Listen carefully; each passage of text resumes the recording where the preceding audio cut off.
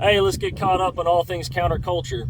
So today and every other day for the past couple weeks, we've been moving the cows about 4 or 5 times a day, sometimes 6, but mostly settle on four moves during the day, and then 1 move right at night. We'll give them a little bit more. So we're floating between 500,000 pounds to 1,000,000 pounds. We got right at 1,000,000, and I think I was making the strips too long or something, not square enough, because we were trampling some and they went back and cleaned it up afterwards. So that was nice. Got really good utilization out here because we've allowed them to, back graze across of it. But there's a few patches like so this right here behind me, let's take a look. So this right here behind me, we had just a second ago about 800,000 pounds an acre. Of course, we're going back to water and stuff, and I should have done it right whenever I moved them, but they're getting this every roughly 2 hours. And then we've got a little bit more to go. We've done some pretty serious damage to this field. Sorry about the wind. It has not stopped in weeks. So we were on this, there, the post right in front of us. That was what we came down first, and we stayed on that. We hit this back end, and then we started coming up here back to where we are now. I actually just put them back in this and roped off the rest. But anyways, we did feed some hay with this. We were going slow and just really trying to let this stuff get ahead of us, and that ryegrass getting on too early really has given us some issues in the past. So we did have to feed a little bit extra hay, and you can see some of those piles here. But what we did was let them stay on it too long, right? We didn't get back off it quick. And the reason being is I wanted, when that ryegrass popped up, I'm fine with them taking another bite because I'm trying to get my summer cover crop growing right now. So this is about 10 acres here, 5 on this side, 5 here, and maybe 1 more acre with what the very end down there. So we took and we broadcast. The drill has just kind of got to be a pain in my ass, so we've started just broadcasting and using cows. We broadcast this with the cows in it. I can share the mix. It's sunflower, sorghum Sudan, millet, cowpeas, mung beans, a couple other ones in there. I think it was like 8. So broadcast that, let the cows step it in. Of course, anywhere it hits a cow pat, man, it's gonna be going. This field was a bull pasture for many years before us. Gosh, it needed to be what we're explaining here. It needed this kind of ripping. Now, you don't have to, right? But it's up here by the road. It's one of the first things people see at this place, and I want it to look nice. And it's done better over the years. Don't get me wrong. I mean, you saw the grass back there in the back. It is just thick and lush. But I wanted to get a little bit better water infiltration. We're real dry. We got some rain coming, and we got pockets now. My hand can't really go down to the bottom spike, but maybe 4 inches, some a little bit deeper, and then that's the aerator that makes the spikes. And then we've got this line here that is a subsoiler basically, except it doesn't have the foot down on the bottom.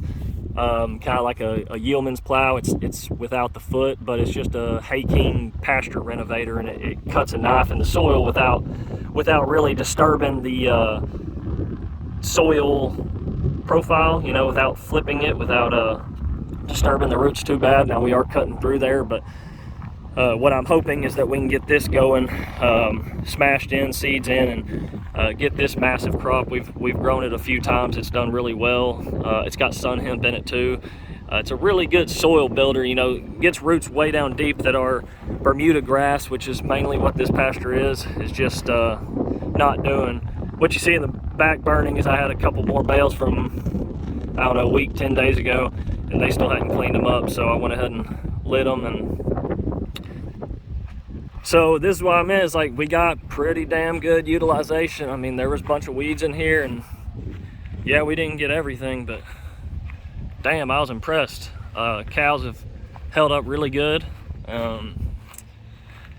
And really, typically on the fields, I'm not going to come in and rip this. Like I said, it's kind of a special situation that I just decided, let's try it and see if it really helps it or if it's about the same.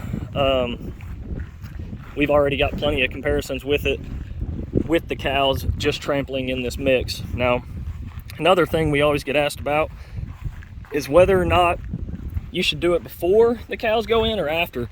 I don't think it matters as much. It's gonna be different everywhere, I guess, depending on what forage you got, but with our ryegrass and with our Bermuda, you can kind of go in before or after. We've gone ahead and seeded the rest of this yesterday, so the cows hadn't been on it, right? The rest of this, we actually seeded after the cows had been on it. We seeded behind them, okay? We had to leave them on it a little bit longer, but once we seeded a few days later, we ended up getting them off. It helps it to trample it in, I think.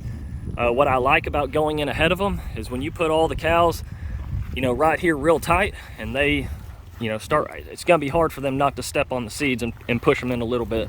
This mix already does decent broadcasting anyway, so I'm not real worried about it like a cereal rye or something that needs to get a little deeper in the soil. So here's what I meant of letting the grass get ahead of us, right? You see most of the ryegrass has seed heads on it. I mean, across the field.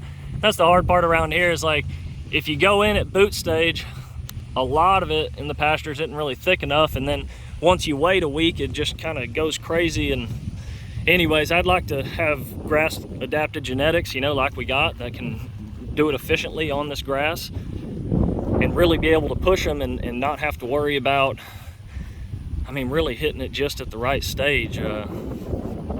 Now, I'm not saying it can't go downhill quick if I screw up or whatever, but we've been watching these girls close, and then, so like I said, we're staying about a half an acre a day at night, so total for the day would be about 0.75 acres, and it's gonna fluctuate from like 0.6 to 0.8. But this field here, this was about a little quarter-acre patch. You can see the green on the left to here, and we put them on this last night. I've got a bunch of calves and cows and yearlings and everybody, a lot of mixed in here, and I'm just trying to make sure everybody's getting it. We're still getting good utilization.